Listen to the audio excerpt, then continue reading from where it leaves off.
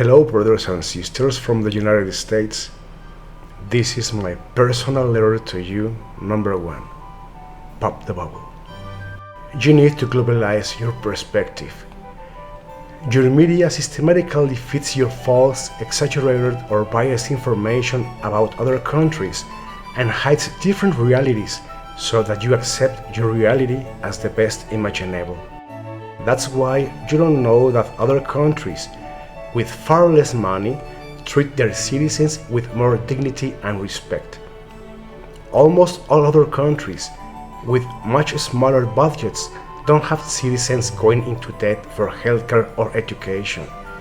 Many countries use their public budgets for the benefit of their population, not just for the benefit of a ruthless elite disconnected from the people. In many countries, the government operates above corporations, not beneath them. The media and politicians have painted a horrifying picture of the outside world for you, a world full of enemies and ugly people, and it's simply not true. Some things look ugly to you because your helmet has mold on it. The dirt is in your eyes, or in the filter through which you look at us, not in us. Maybe some of you imagine the world outside the United States as an ugly, poor, and dangerous place. And maybe outside the US there are just trees, flowers, and people walking, working, chatting, smiling, and eating something delicious. Maybe you don't actually have enemies. I'd like to share with you just 10 curiosities that some of you might not know for your consideration. Number 1. Maternity leave. By 2027, Russia will celebrate 100 years of implementing maternity leave. Number 2. Police officers. In Global South, countries with humanist or at least civilized governments, our police officers don't yell in our faces or hit us. They don't intimidate or harass us. Number 3. Enemies? Iran doesn't want war. Iraq didn't want it either, nor did Afghanistan, Libya, or Vietnam. You don't have enemies, but your government behaves like an enemy to many people out there. Number 4. Cuba.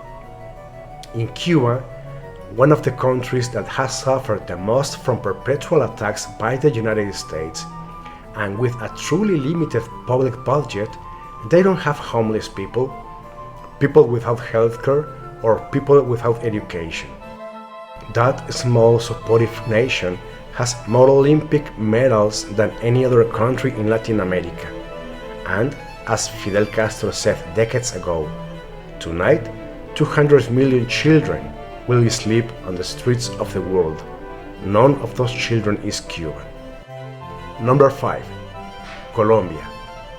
In recent years, since having a humanist government, Colombia has made enormous strides in reducing poverty, reforestation, increasing wages, infrastructure, education, and agrarian reform, among others, all with a public budget 50 times smaller than that of the United States. Number 6. Venezuela. Despite brutal sanctions from the United States, in the last 10 years, Venezuela has built 5 million homes for the most disadvantaged, almost entirely with its public budget, which is 500 times smaller than that of the US. And despite everything, Venezuela keeps growing and is more alive than ever. The shelves are full again. Number 7. China. Compared to the United States, people in China are free and happy. They lifted 800 million people out of poverty, and they are now living in the year 2050. Number 8. Mexico. In 2018, Mexico defeated toxic bipartisan politics and since then has had a humanist government. We have beautiful social programs like Sembrando Vida, Sowing Life, Jóvenes Construyendo el Futuro, Youth Building the Future, pensions for all senior citizens, door-to-door healthcare, and more.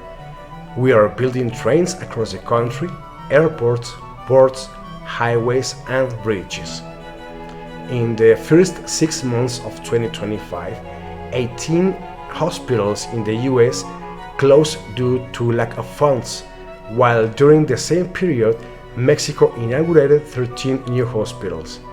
All of this we are doing without acquiring debt, with our own budget, which is 15 times smaller than yours in the United States. And since 2024, it's written into the Mexican Constitution that the annual increase in the minimum wage must always be above the inflation rate. Lastly, in Mexico between 2018 and 2024, since we defeated the neoliberal, incompetent, and corrupt bipartisan system, we lifted more than 13 million citizens out of poverty. Number 9. Migration. The hostility of your government is the main driver of mass migration to your country. Lift the immoral blockades on Cuba and Venezuela, stop destabilizing countries like Haiti and Honduras, and you'll be fine. If your government insists on attacking, subjugating, and impoverishing small countries, there will always be thousands of desperate people trying to leave their countries. It will be cheaper for you to help those countries get out of poverty so they don't expel people in mass. And you save trillions in the US immigration system. In international relations, being constructive is more profitable than being destructive. In the case of Mexico, over the last 20 years, migration from Mexicans to the US has been negative or close to zero. Every year, slightly more Mexicans return from the US than leave for it. So, chances are that most of the people ICE is hunting down in farms, construction sites, or Home Depot parking lots have been there for many years. On the other hand, every year, 40,000 US citizens move to live in Mexico, and now there are more than 1.5 million American expats living here, many of them irregularly. And we don't harass or mistreat undocumented foreigners from any country because a piece of paper or an administrative process doesn't make them any less human. Number 10. Drugs. The official narrative in the US has always been this: Mexican cartels are to blame for our drug addictions.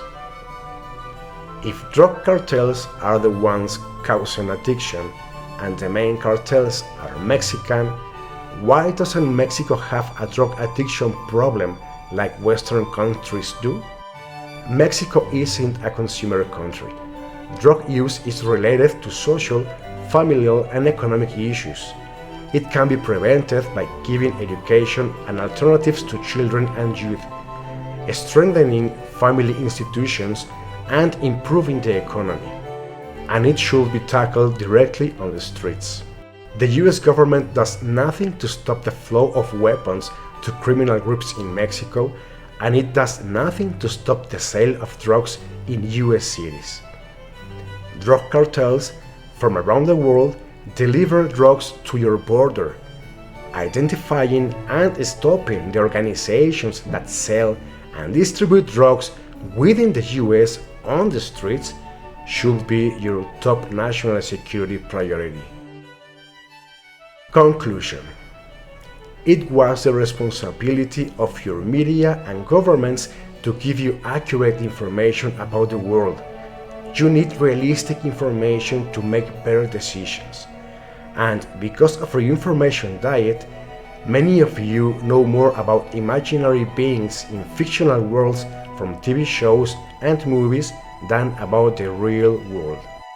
The planet is maturing, and you've been systematically deprived of information that could have helped you mature as a society. If you knew what was happening outside your bubble, you might be more tolerant of people and less tolerant of your governments, and that would be healthy. As a final reflection, I'd like to say to my brothers and sisters in the United States that, hard as it may be to believe right now, the future is good. For you, for us, for everyone. You are going through tough times because you're still living with the structures that stopped working decades ago, like corporate capitalism, your electoral system, and international violence. The future is good because violence no longer works.